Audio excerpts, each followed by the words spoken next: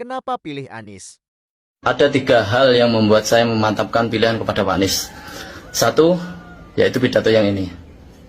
Dan jadilah saksi bagi kami, saksi yang nanti akan bersama pada saat kami mempertanggungjawabkan di hadapan Allah Subhanahu wa taala, Sang pemilik segala kekuasaan, yang memberikan kekuasaan kepada siapapun yang Ia kehendaki dan yang mencabut kekuasaan dari siapapun yang Ia kehendaki. Di sini Pak Anies benar-benar memahami bahwasanya seorang pemimpin itu akan dimintai pertanggungjawaban. Ini yang paling penting menurut saya sebagai seorang pemimpin. Sebab ketika pemimpin itu tahu bahwasanya dia nanti akan dimintai pertanggungjawaban di akhirat, maka apa yang dia kerjakan itu otomatis akan yang membuat menyelamatkan dia di akhirat.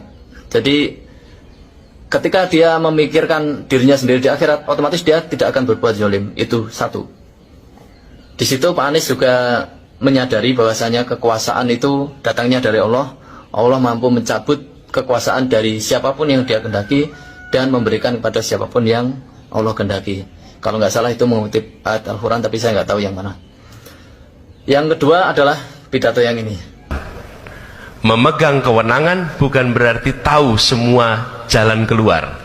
Memegang kewenangan artinya mau membuka telinga, mau membuka mata untuk mendengar, untuk meresap, dan kemudian menjadikan itu sebagai kebijakan. Itu prinsip yang kita ingin pegang. Coba meraih kewenangan dengan cara-cara yang tidak benar, maka negeri ini akan dikelola dengan tidak benar. Di sini Pak Anies beberapa kali, bukan hanya di sini, tapi di pidato-pidato yang lain selalu menghindari kata kekuasaan. Apa maksudnya? Jadi Pak Anies mengganti kata kekuasaan dengan kewenangan. Jadi Pak Anies sangat menyadari bahwasanya kekuasaan itu berada di tangan rakyat. Dan sebagai presiden itu hanya memegang kewenangan. Konsepnya sudah benar, bahwasanya kekuasaan tertinggi itu adalah ada pada rakyat.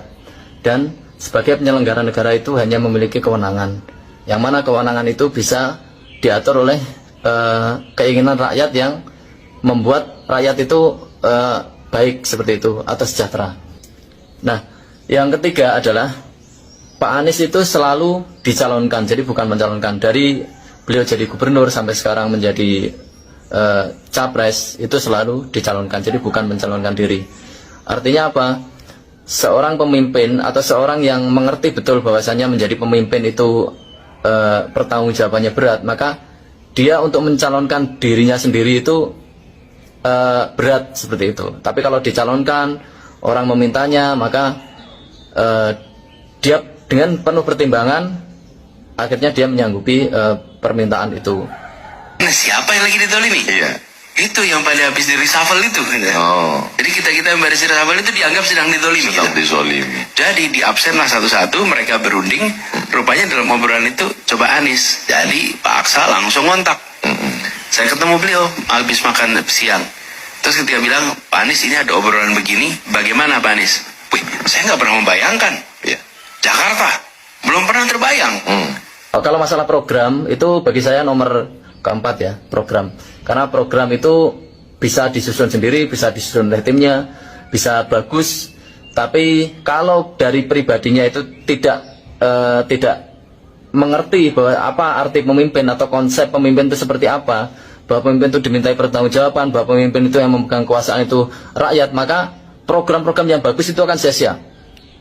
Karena nanti ujungnya hanya untuk kepentingan dirinya atau kepentingan kelompoknya. Tapi kalau orang mengerti konsep kepemimpinan dan tanggung jawab, maka apapun programnya insya Allah akan untuk kepentingan rakyat seperti itu.